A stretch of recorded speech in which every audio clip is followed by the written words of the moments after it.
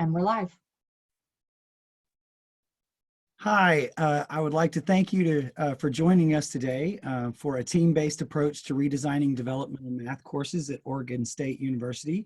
This is a webinar brought to you by the Association of Public and Land-Grant Universities and Every Learner Everywhere. So like I said, thank you for joining us. I have some other colleagues of mine that are joining me. My name is Dr. Ryan Luke. I am the program director for adaptive learning at the University of Louisville. And I am joined by Dr. Elizabeth Jones and Sara Clark from Oregon State University. We actually worked together on a grant from the APLU that was a cohort of 8 institutions where we were exploring the efficacy and scaling of adaptive learning courseware in general education courses at large universities. Dr. Jones is a mathematics instructor that was part of the redesign at college algebra at OSU. And Sara Clark is also a senior mathematics instructor and academic advisor at Oregon State, who was a part of the redesign project of college algebra at OSU. So to start off, I would like to ask Liz, can you provide some brief context about this program at OSU in terms of who your students are, what were you hoping to achieve with the course redesign, and what was the problem that you were trying to solve? Yeah, so the first thing I'd like to say is that I don't actually work for the math department at Oregon State University. I do have a PhD in mathematics, but I work for the Educational Opportunities Program at Oregon State. So that was formed 50 years ago in response to the 1969 Black student walkout. I teach classes there, math classes, so some of these ones, and my students tend to be a little bit a different group of students than the typical group at OSU. I have a lot of students of color. I have a lot of low income and first generation students in my classes. And since my classes are open to all students, I also get a lot of students in my classes who were unsuccessful in the larger math department classes. So the problem that I was trying to solve was that I noticed that my students were really good at completing a procedure, especially if they knew what the procedure that they needed to complete was. So, you know, we could do the section 3.7 homework, they could do that no problem. But then we get to the test and they didn't know how to start. You know, they weren't making that connection of, oh, this is the kind of problem that I do this procedure on. So that was the problem that I was trying to solve with all of this. All right, thank you, Liz. Uh-huh. I want to direct the same question to Sara. Can you tell us a little bit about who your students were and what you were hoping to achieve through the course redesign? And again, what was the problem that you were trying to solve in your area? So yeah, I do teach sometimes those traditional math courses that Liz was talking about in the math department. The enrollment in our college algebra courses range anywhere from 60 students to, we've had classes with 200 students, where Liz's classes are a lot smaller. She gets about 20 students. And so our sort of basic directive that we were given was that to incorporate adaptive courseware into these courses that have this high attrition, high failure rate. And in fact, college algebra was the most failed course at Oregon State when we started this project. It is not anymore. And so that was kind of our directive, was to use an adaptive courseware, put it in our course. And so we viewed it as an opportunity, though, to really look at what we were doing in college algebra and sort of refocus and say, you know, using this adaptive courseware can create a place where we can do a lot more active learning. So we took it as an opportunity to completely redesign the course and shift what we were doing. And then thanks to Liz, completely reorder the content and how we presented it. because one of the big problems that I would see in my classes is that, we would always start out the traditional way where we would start, we would talk about a function, and then we talk about linear functions, and then we talk about quadratics. And, for students, they have seen that material over and over and over again presented in that order and in that particular way for years and years. So they just kept thinking, oh, I've seen this class, I know this class, and they would tune out within the first 2 weeks. And then by the time we got to the difficult material, they were gone. So that was the one of the bigger problems that I saw that we needed to solve. Thank you, Sarah. I also wanted to invite all of our participants, feel free to add questions to the Q&A portion of the Zoom screen down there at the bottom, and we will have time for questions at the end. And to keep us moving, Sarah, can you walk us through the development and evolution of the course redesign, its role at Oregon State's math program? Who was involved? What were their roles? What were the process? Did you use faculty? Did you have a faculty development wing, academic and administrative leadership? So I think we have a slide. If you guys go forward on we can come back to that one. This one.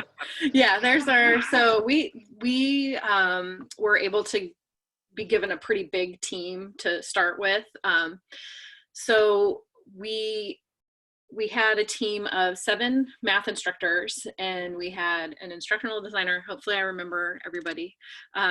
We had an instructional designer, an academic technology person, and then we had also a person from our Center for Teaching and Learning.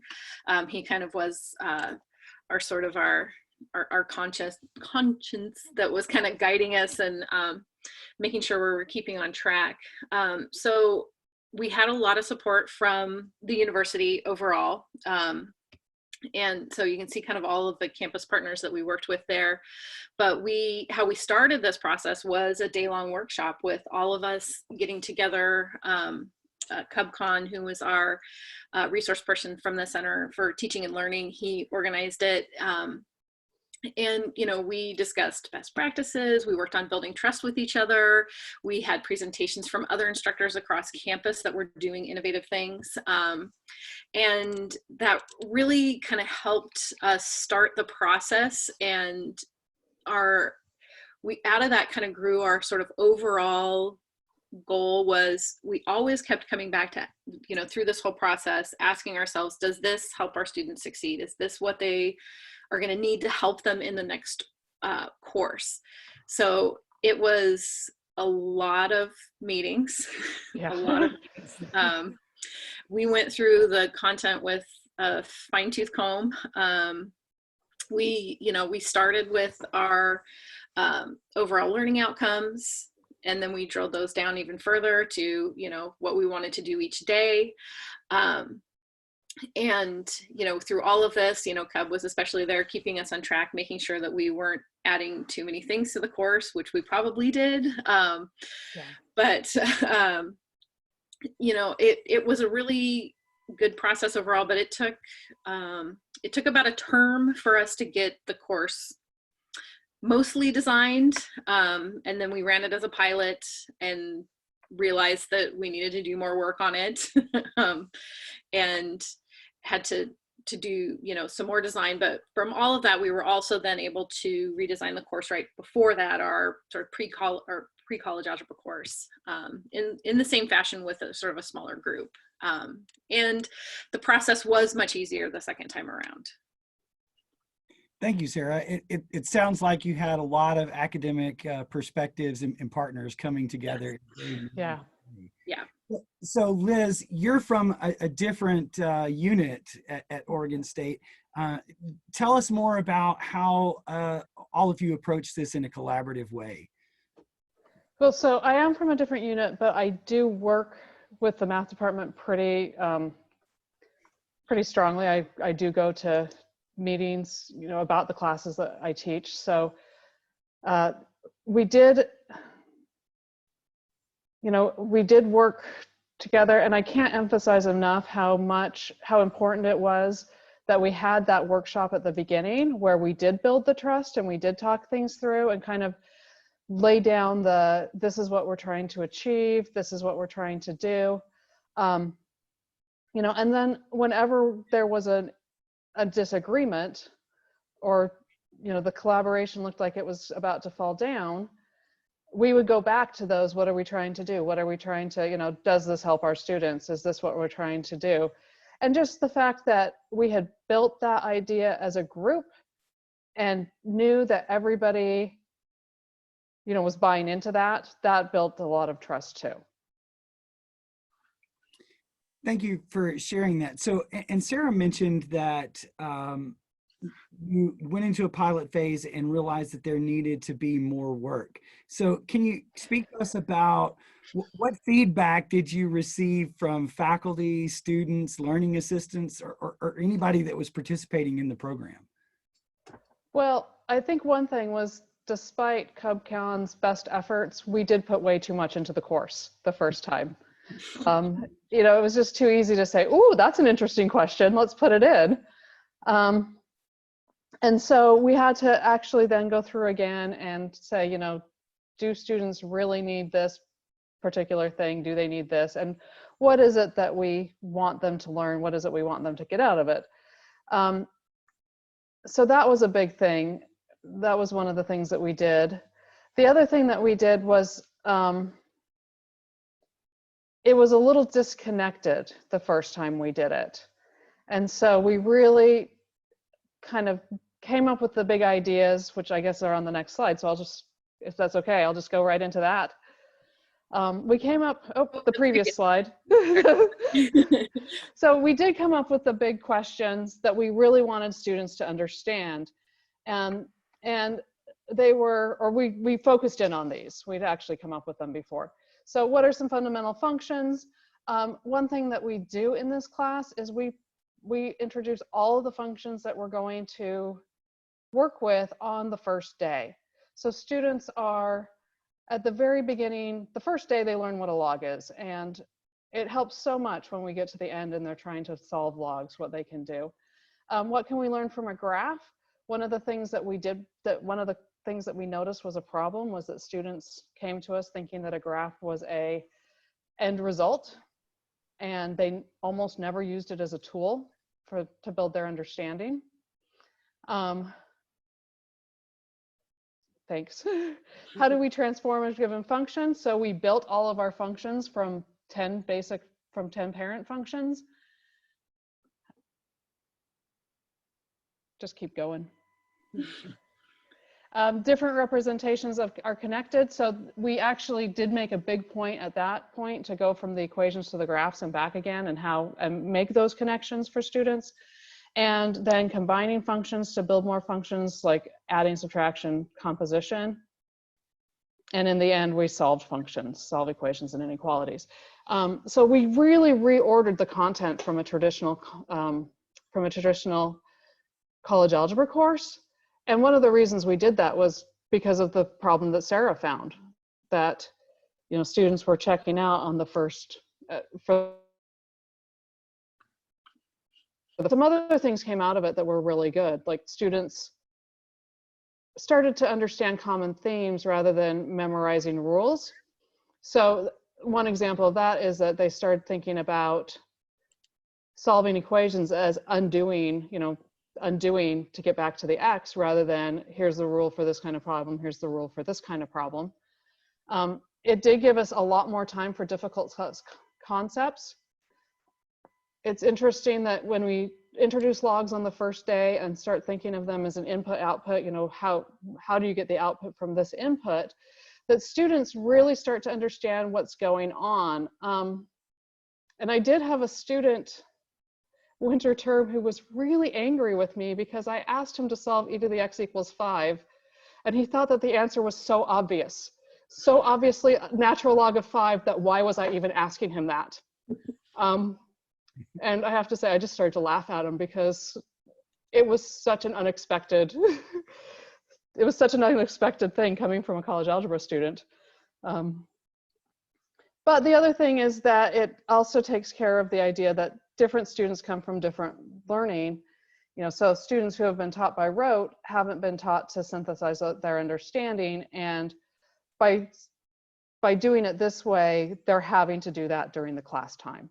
And so we're working with them. They're not doing that at home, which is how I learned how to do it, was by doing that part at home.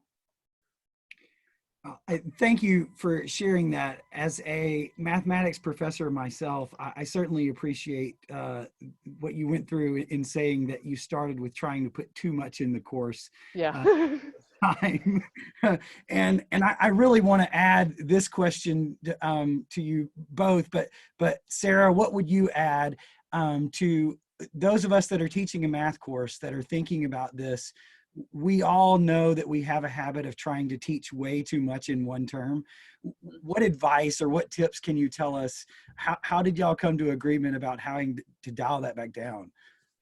That was probably one of the hardest things we had to do, and one of the things that was sort of the biggest fights that we have. I think we might have fought for 3 hours whether or not to talk about holes in graphs of rational functions, and we fought, and then finally we were just deciding, like, that's just much better taught in calculus. And so it really was that guiding question, and us continually going back to, is this going to serve our students? Is this what they really need for the next course? But I also do want to bring it back to the adaptive courseware. What that allowed us to do was take a lot of the sort of things that were really boring about college algebra and put that part outside of class for the students. So like Liz said, that we could have the more interesting things inside of class, that we could talk about those more interesting questions that we as mathematicians find really interesting. We could talk more about applications because they're practicing solving and practicing finding intercepts and those kinds of things outside of class.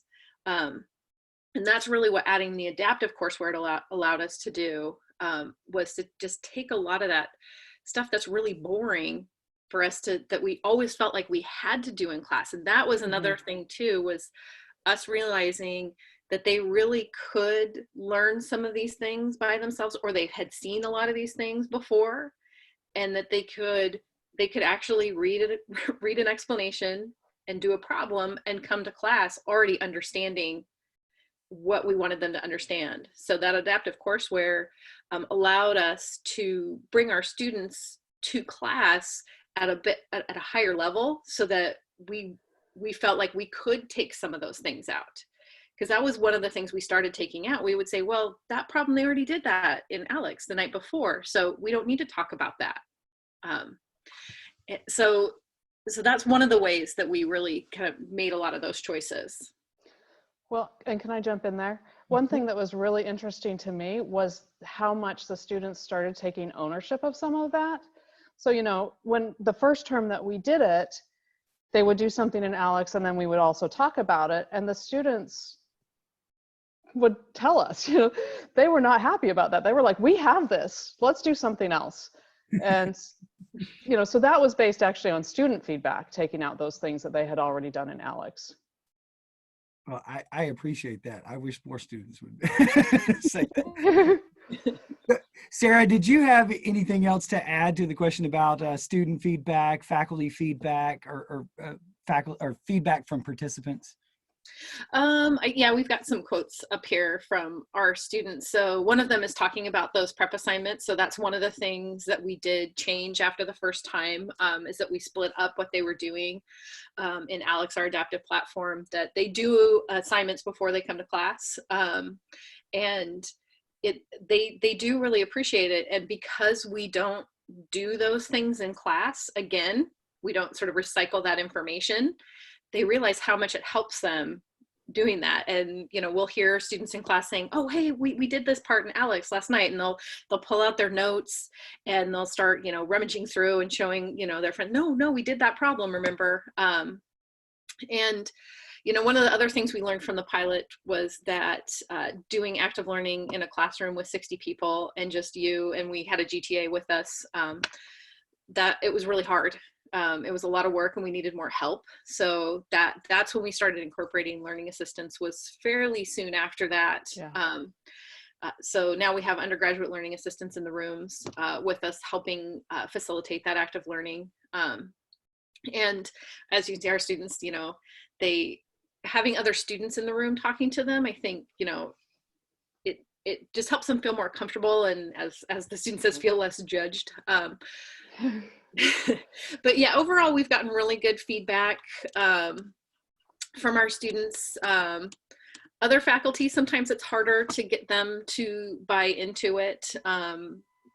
It's particularly hard sometimes with Alex, because you as the instructor have to give up a little bit of control about what the students are doing and when they're doing it, because it's adaptive. So there are some instructors that get really kind of a little bit more frazzled that, well, not everybody's going to do all of the assignment. And then you have to explain, well, that's what Alex is figuring out about them, is it's figuring out what they already know and what they don't know. And if they already know that topic, why do we need to make them practice it 5 or 6 more times if they already know it? And what I've found, particularly in my online versions of the courses, is when students have, you know, mastered a topic in Alex and it doesn't show up in their homework, I'll get 2 or 3 questions a term like, hey, how can I review those topics that I've already mastered? I want to at least take a look at them. And so I tell them how they can go in and review the things that they've already quote learned, because they just already knew it, but they want to do even more. So it's been really exciting. Now I kind of lost where I was with feedback. Maybe Liz, you might have some other feedback. Yeah, I'll jump in. So another thing that we've noticed with students, besides what they're telling us, is that they're coming to class, particularly in the bigger classes. They're Yes. showing up. They're engaging in the class. It's not, you know, sometimes there are students who are doing other things, but mostly they're doing what we're asking them to do.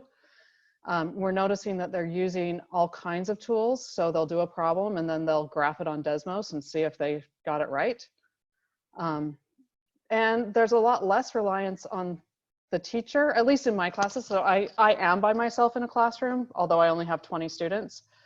But I notice that students, if I'm talking to one student, they'll ask each other for help, you know, and they'll get to the point where I'm almost extra in the class. In fact, I've had classes where there was nothing for me to do because students were asking each other. And when they finally let me back in, it was like, well, I solved it this way and he solved it this way. We got the same answer. Is that okay? Yeah.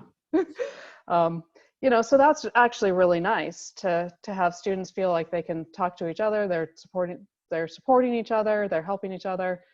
And they're starting to feel like their confidence is up. One thing that I've really noticed in my classes, at least, is students always start a problem before, well, starting week 2 or so. They'll start a problem before they'll ask me, so that even if they don't know kind of how it's going to end, they're willing to try something and try and figure it out before they call in help, which is very different from the classes that we were teaching before. So I hear y'all talking to us about a lot of positive things, about being able to do more active learning. There is greater interest from the students showing up to class, they're collaborating with each other, and you're able to put some of the, I think Sarah said, boring or uninteresting into outside of classwork through Alex.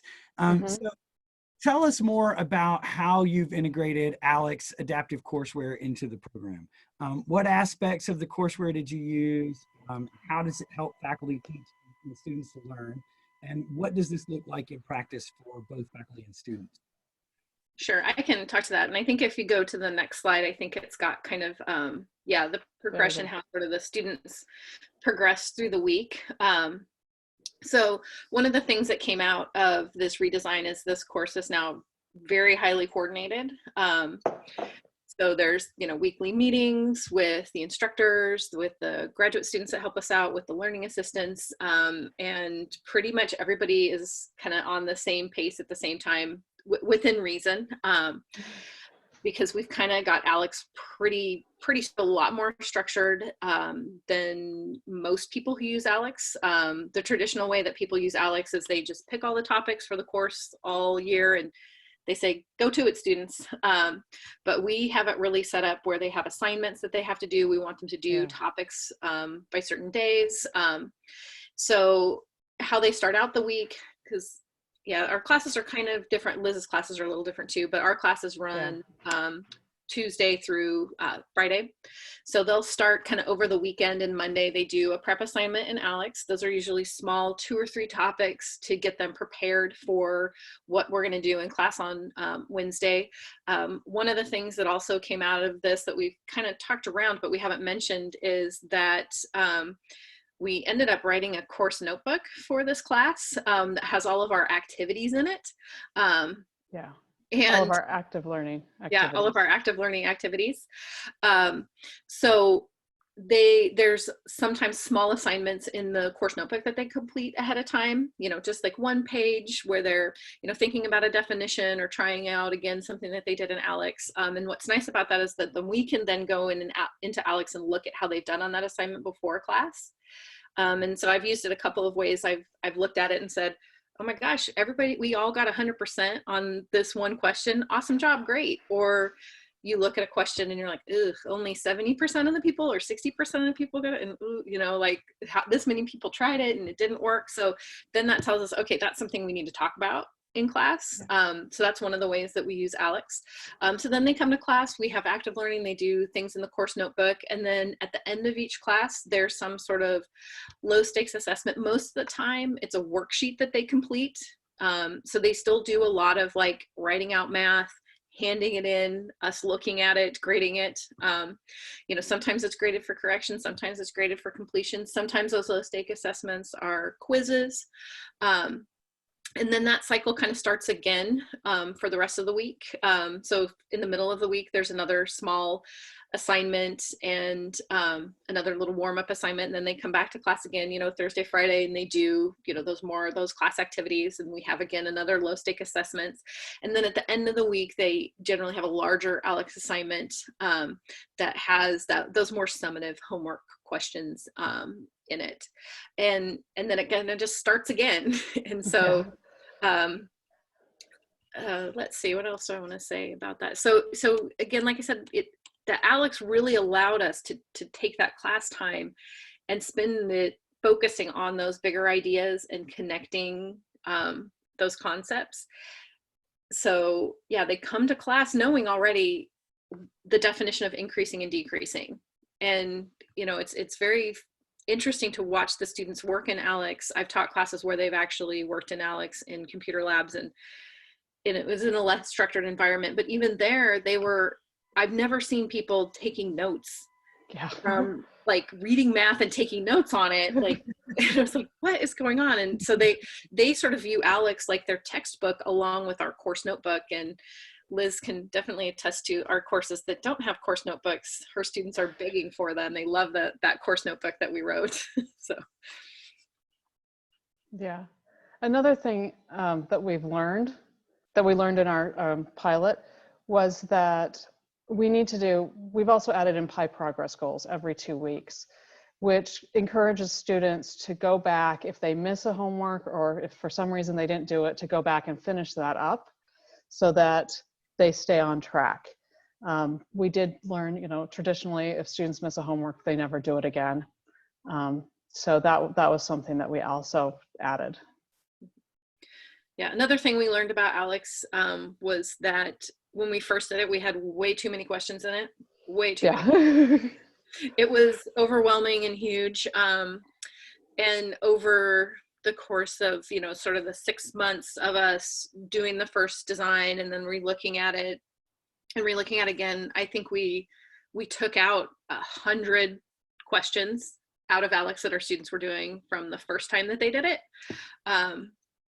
And so now we've got it culled down to what we feel like are really the things they really, really need to do. And there were a lot of times we would like a question in ALEX, but it was like, I like this question, but I don't know if I want them to have to do this 3 times in a row to get it correct. So that's also kind of where that course notebook came in, that we sometimes took some of those questions and put it in there because we wanted to do it maybe one time together or, you know, on that low stakes assessment. Another way that ALEX is used in our courses is that our GTAs in the larger sections, they have Fridays. I believe it's Fridays that the GTAs are there. Am I right, Liz? I think it's Thursdays.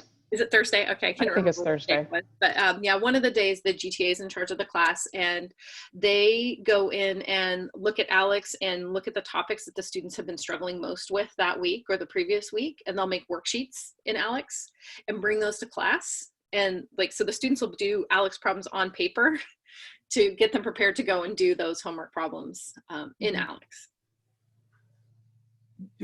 Liz, I wanted to clarify something you said. You Yeah. said they miss a homework, they never do it again. Well, You mean that they was turn what it was in? happening previously. You know, if a student missed a homework, it was due, they could never, students often don't go back to finish that up because they can't hand it in.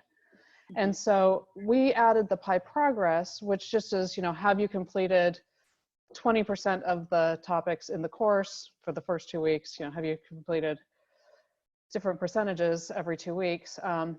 So that students, as they're doing the homework, they're working towards that percentage in their Pi Progress goal.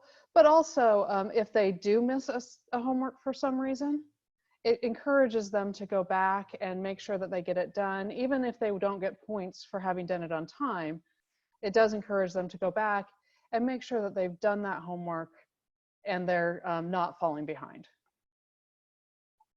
So you're finding other improvements like this and not just success in grade performance as well. Right, right. So I want to ask you a question, because this spring, faculty and universities everywhere had to rapidly transition to remote teaching. And if we could find ourselves needing to continue teaching remotely in the fall due to COVID-19, how do you see yourselves, your department moving forward? How would your department approach implementing the program online? Well, I can speak to that a little bit, because we actually do have eCampus. Well, eCampus is what our online courses are kind of under the umbrella of. And we have online versions of both our college algebra and our pre-college algebra course. So we kind of already sort of knew what to do with this ahead of time. So having those notebooks was actually really, really helpful. When we developed the online versions of these courses, we kind of took those notebooks and said, okay, what is it that, you know, that's in this notebook that's something that I need to present or make sure that the students have, you know, this presentation of it. And we sort of divided up the notebook in between, okay, these are going to be video lectures and these parts are going to be what we call written homework. And so that our students are still getting that sort of in-class feeling and that sort of like low stakesness of doing the activities without feeling that pressure of like, oh, I have to get all of these questions right. So the written homework that they do is just graded for completion, just if they make an honest attempt at it, similar to what they would be doing in class. And we you know, we've added some things, like we have discussion boards with incentives. I teach the pre-college algebra online course.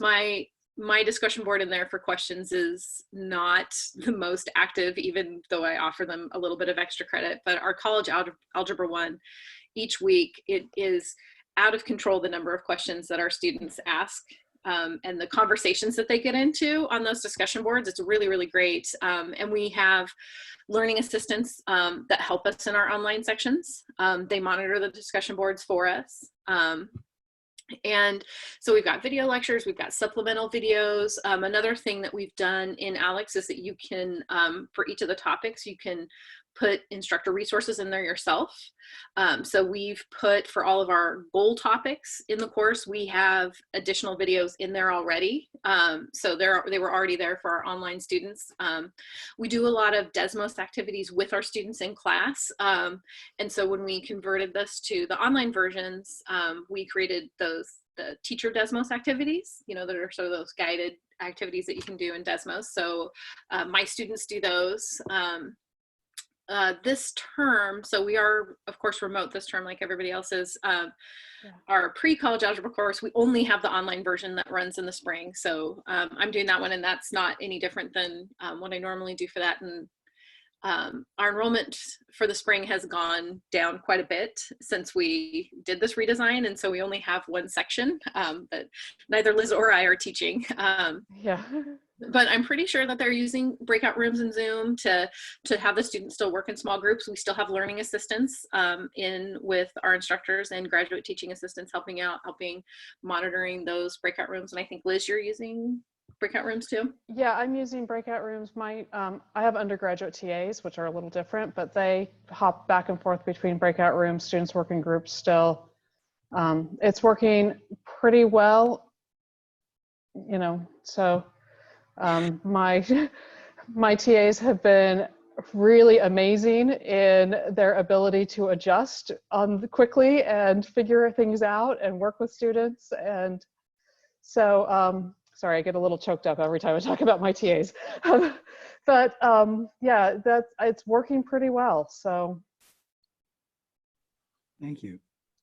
Okay, well, I'm wanting to open the floor up to our participants for some questions from the audience, but I'd like to ask both of you any final words about the findings or success you've seen after this redesign. I don't know who to talk first. Why don't you go? I think one of the most interesting, just even if we just talk bits of data that we've seen from this, is the persistence of our students. Yeah. So one of the big things that our college tracks is the D's and the F's and the withdraws. And so, yeah, here's our eCampus. So this first slide right here is just our online eCampus course. So we usually run one of those courses per term, and those eCampus sections are, you know, completely online sections. Those can run 60 to 100 students. And the D, F, and W rates, so that, again, that's D's and F's and withdraws. You are seeing that graph correctly, that we had terms where we had 75% of our students getting a D and F or withdrawing from those courses. And then you see sort of around after summer of 2017, there's a big drop there to fall 17. That was when we basically just added Alex to the online course. That was pretty much all that was done. Alex and I think some written homework was added. And then that stayed the same fall and winter. And then during the spring term of 2018, we had another instructor take that class over, and she started adding videos and just more resources and really looking at the course and getting a lot more aligned with what we were doing on campus. And since then, we've been seeing really good results. Yeah, we've got the DFW rate down to, you know, in the 20s. And winter term, we had a better DFW rate. That is a little, we're not totally sure what that means, because that was right when COVID hit, was right during our final exams. So all of our final exams were take home. And so we had some interesting situations happening there. So we might have an improvement a little bit because of that, because things were open book. But yeah, we've definitely seen an improvement in what's happened in our online sections by taking what we did in the redesigns on campus and moving them into our online versions. I think the next slide, I'm trying to remember about the next one. Yeah, this is just that sort of persistence data. So the first time we ran this was spring of 2016. That was our pilot. And we did a little bit of more redesign over the summer, and then fall 2016 was sort of the second redesign. And then by winter of 2017, that's when we actually had the notebooks ready and we gave them all to the students. And really since then, we've seen just the withdrawal date or the withdrawal rates going way down. So our students are persisting a lot more. They're staying with the class, and our overall D, F, and W rates have gone down in general. So this is sort of one of my favorite graphs. It takes a little bit of interpretation, but the top graph is fall term, the top graph is winter term, and the bottom graph is spring term. And those little lines with all those dots, those are all of the individual sections of college algebra. And when you sort of look back, those little dots are very spread out. Like there's a fall term, like the third one in, there's a fall term where we had a DFW rate in one class that was like 78% and one that was 20%. So the experience that students were getting from instructor to instructor was just so different. It was really one of those things, well, if you get lucky and you get the easy instructor, you get lucky and you don't get lucky and you get the hard instructor. We were really having issues with just consistency with the class. And, since we've gotten the notebook and we've been highly coordinated, as you go further on those graphs, you can see those dots are squished closer and closer together. And overall, they're all lowering down. So we've got our rate of our DFWs going down, but also the student experience, whether they take one instructor to the other, the DFWs are ranging, from 19% to about 27%, with instructors. So the student overall experience has gotten a lot more consistent. And I think there's other things that we can attribute to that. We've taken to, we give group exams. So everybody takes the same Math 111 exam.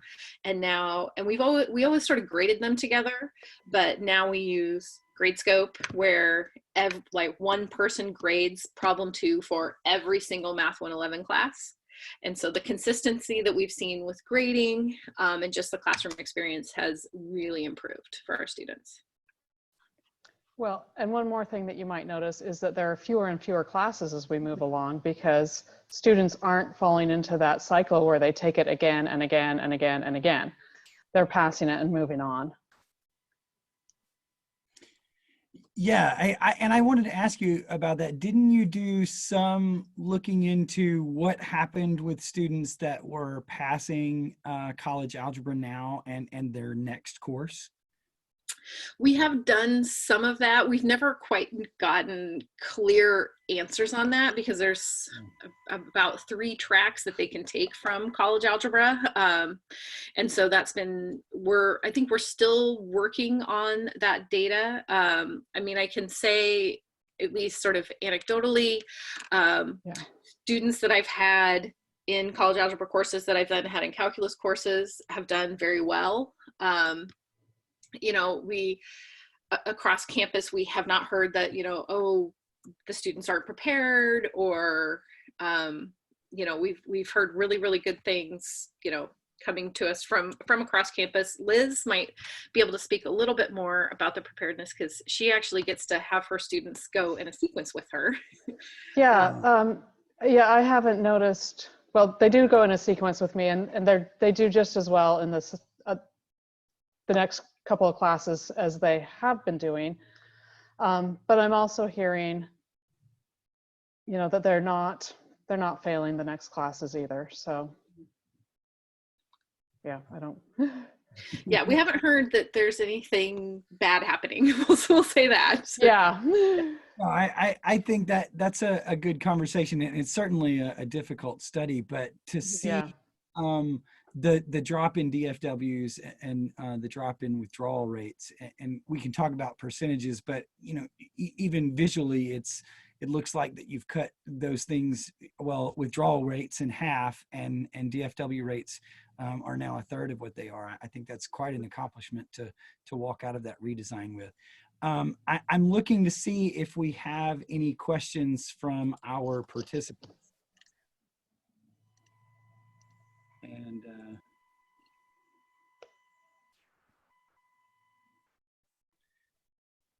does anyone have a question for our guests, Liz or Sarah, today?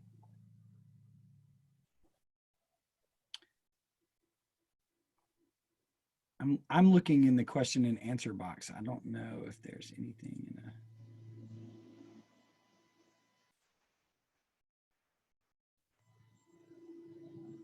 Okay, well, I don't think there are any questions in the chat or the question and answer, but again, I appreciate everybody joining today. Liz, Sarah is, oh wait, we've got one. So what advice do you have to help those who are on the fence about getting behind the adaptive platform? I can answer that, I think. When we first did it, and it, you know, we made so many mistakes that first time, but what we heard from students is that they appreciated that they were doing only what they really needed to do. Mhm. And that the review was coming when they needed it. That's the other nice thing about ALEKS and adaptive courseware, that because how we used to have our assignments structured, we would have this gigantic review assignment at the beginning of the term, like, here's all the things that you need to review before you start college algebra. And our students would just get stuck in that, and they would feel so bad, and they would feel like they weren't ready, even though they probably were. Yeah. And ALEKS has really helped empower them. And I wouldn't say that this is necessarily even just tied to ALEKS anymore. The reason why we chose ALEKS is that when we did this in 2016, that was the adaptive courseware that was really out there. There's a lot more options now. But what's nice about it is that it gives students that just-in-time review that they need. And they come away with it, I feel like, feeling that it's more meaningful, the homework that they're doing. Yeah. And see how it's helping them, and they can see how they're improving. Any other thoughts, Liz? Well, I think I would also add that, yeah, students, one of the things that we were hearing a lot from students was that their homework felt like busy work. And I haven't heard that since we switched to ALEKS. Nobody has said it feels like busy work. One student did tell me that it felt like laundry because there was always more for her to do. But you know, we haven't heard that it feels like busy work, or like we're having to do a whole bunch of questions that we already know, or and students aren't hurrying through it. I almost fell off my chair the first time a student came and sat down in my office and pulled out ALEKS and started taking notes, and it was like, what are you doing? You know, they just wanted a place to work.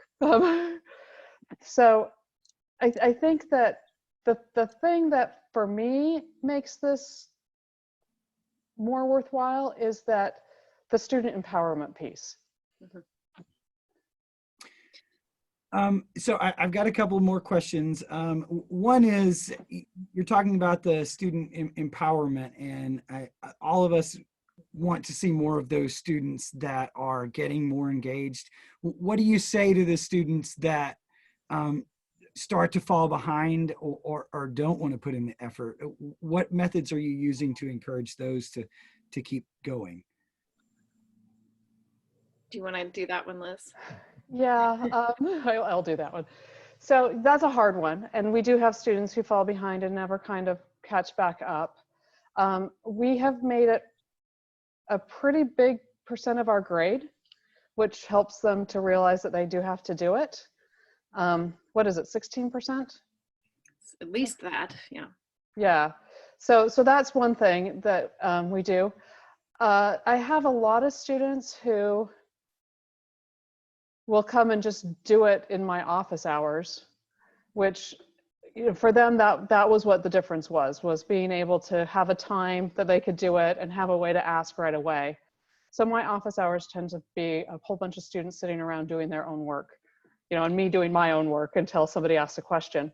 But I've also had students who have started to fall behind and realized that they were not in a position to do, you know, where they could get caught back up, either because they had other things going on outside of the class, or because, you know, they just let it go. But I have had students in that position who have ended up withdrawing from the class, but continuing to come and work on ALEKS because they felt like that would prepare them for the next term. That doesn't happen very often. It's only happened 3 or 4 times, you know, but so there is a group of students who will fall behind, but there's also a group of students who really feels like it's giving them a way forward. And those are the ones who kind of started the course with the, I'm not sure I can do this attitude, who are starting to be like, oh, maybe I can do this. So, you know, there's that too. Yeah, that's Well, and There's I'll those add two to sides that. of it. Yeah. I'll add to that the adaptive nature of these programs, at least with Alex, at the very beginning, it gives them that an initial knowledge check where they figure out kind of what things they need to know, what things they're sort of okay at, what they need to practice more, what they don't know at all. And when the students don't make it through the course, when they, sign up again, they aren't back to square one like they were with a traditional homework system, where they had to do assignment 1 again. If they, go into Alex and they did do some of the work and made improvements and learned some things, Alex figures that out and they don't have to do those problems again. So they're starting, where they left off versus from the beginning again when they were in our traditional courses. Thank you. I think that leads into another question that we're getting. And so specifically in the online course, how many assignment, assessment, homework due dates do you have each week for students? This was a struggle with our eCampus because they are very much one due date, and the other instructor that I developed the pre-college algebra course with, we're like, no, we need to have more than one due date, particularly with the Alex, because that is something that we did find that when those assignments are too big, students are students and they're always students. They always wait to the last minute to do things. And that's really hard to do in Alex a lot of times, especially at the beginning when they might have a lot of prerequisite topics that they have to get. In both of our courses that use Alex, week 2 is the worst. That is the one where that if we have frustrated students, it's in week 2, which is nice because it's fairly early on. And we can say, it's really going to be fine. Get through this week, do as much as you can. You can catch up later next week. But we took that idea of the prep assignments and then the larger assessments, but we did shorten it up. So my students, they do one smaller Alex assignment. It's open for 3 days. That sort of prepares them for the week. That's due on Tuesdays. And then they have a larger Alex assignment that's due on Saturdays. And that's the same every week. The sort of Desmos activities, or I have some video quizzes in my courses. Those are, again, also due either on Tuesday or on Saturday. Yeah, it's Tuesday and Saturday are my due dates. So I really only have like sort of 2 due dates. I do have a Sunday due date for the written homework, just to give them 1 extra day to work on that. But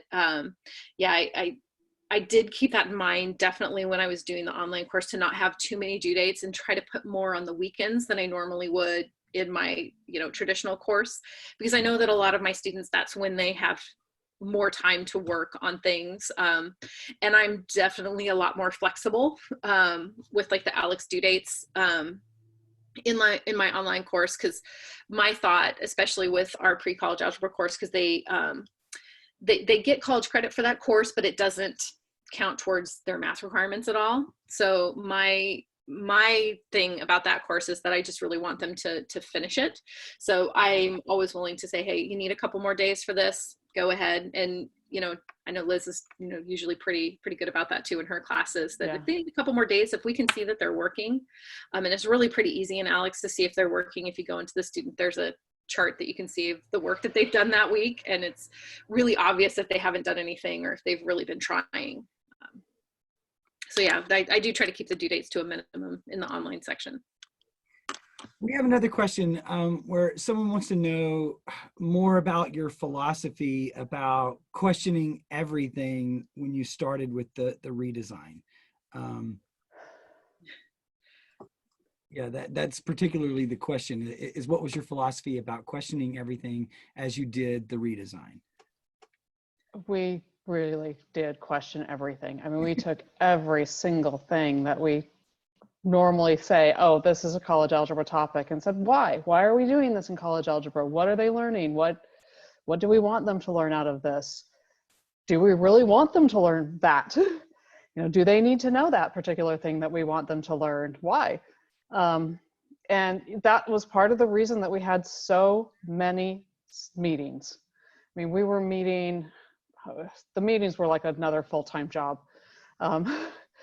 But that was part of the reason that we had all those meetings, was just to say, do we really need this? Is this the best way to teach it? Is this the best way to go about it? Is there another way that we can get at the bigger idea that this problem is trying to show? Or, do we need to do this problem? Yeah, So and you it took would say, forever. What?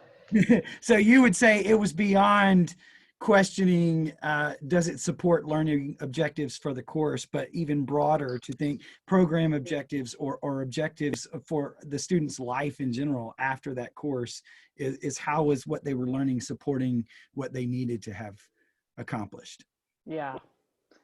Yeah, and we had 7 to 10 people in the room, everybody with a different opinion as we were making these questions. And yeah, but we hashed it all out. Did you find that all 7 to 10 people were willing to take on that task of asking, is this necessary, or what should we be doing, or were there people reluctant? I think we were all very willing to really think about things. Now, there were, of course, certain things that people were more passionate about and less passionate about. I mean, there were, yeah, many times an argument would be starting and I'd be like, okay, I need to go work on this thing over here for a little while and let these two guys talk about this. But yeah, it was a lot of like, well, they need this for math 252. And I'm like, well, but we're talking about, college algebra, and you're talking about the second term of calculus. Are they going to remember what they did here, over there? Or what can we get them to remember here that will help them when we need to teach them that thing over in, integral calculus? So it was a lot of those kinds of conversations of like, is this really the best place to have this topic? And, we moved some things out of our course that had kind of traditionally been in there, and we moved them to our trigonometry course, or we said, that is really something that they do a lot of, in the pre-college algebra course, or that really Alex can take for us. Like, we hardly spend any time like finding equations of lines, and in class, but that's something I remember doing just tons of in college algebra before this redesign. And we really were able to put all of that in Alex because that's something our students have seen so much. So it was a lot of like those kinds of conversations of where can, yeah, we still do need to talk about linear functions, but where does that really fit? Okay, well, that really can fit more in Alex so that we can spend time talking about those rational functions and exponentials and logs, those things that they really struggle with, that they need to have a better handle on when they get to calculus. So with our 3 minutes that we have left, and we'll see if we can tackle these other questions really quickly. What are some next steps in your efforts building on your experience with adaptive courseware? Calculus. Yeah, calculus. We're starting calculus this summer. Well, yeah, because Alex doesn't go that far. No. So you're going to use similar methods with the redesign. Are you still looking at an adaptive product for calculus then? We're looking at, we're probably going to use Newton. But, it's also informed us of like looking at open source materials a lot more. We're looking at open source books for calculus, which I don't know without this success if our department would have taken that as seriously as a really viable product. Because we created an open source material with our notebook, but we also reference our students to OpenStax. It's been a little bit hard with a textbook because we don't go in any order that any textbook goes in. But yeah, calculus is our next step. And what are your biggest lessons that you might apply to adaptive courseware for use in other disciplines? So if you were talking to someone outside of math, what lessons would you share with them? I think it's really that alignment. Liz mentioned it kind of back at the beginning, somewhere in there, where one of those big mistakes that we made was that adaptive courseware felt really disconnected with what we were doing in class. So aligning things really well and making it feel like it's all one course, which is really what Cub was trying to get us to do, and not make it feel like a bunch of individual pieces that we sort of put together, but to make it feel like this one big connected course. So it's really that alignment with the learning objectives, with what you're doing in the adaptive courseware and how that's informing what you do in class. Well, and I also would add making sure that people, and I mean other instructors and students and stuff, understand the role of the adaptive courseware, because it's not your traditional homework system. And so, you know, it does things a little bit differently, but it does solve some of the problems that students have. It lets them take more ownership. It makes them feel like they're doing stuff that's useful, and kind of making clear that that's where you're headed and that's why you're picking this, I think can make a big difference. Liz, Sarah, thank you both for sharing your expertise and your experience today. I have found it very helpful, and I hope that our participants have. And those of you participating, I hope that you found the information useful. Thank you for joining us today. I want you to know that we are going to share this webinar. It's been recorded. We're going to share it with all of the participants that came in today. It'll be emailed to you. Additionally, we are going to post it to Solve by Every Learner Everywhere. And I invite all of you, if you have questions as you're trying to experiment and implement adaptive courseware at your institution, please reach out to the group at Every Learner Everywhere or the Personalized Learning Consortium at the APLU. We are happy to try and help and support in any way that we can. Liz, Sarah, thank you again very, very much. Thank you. Yes, thank you.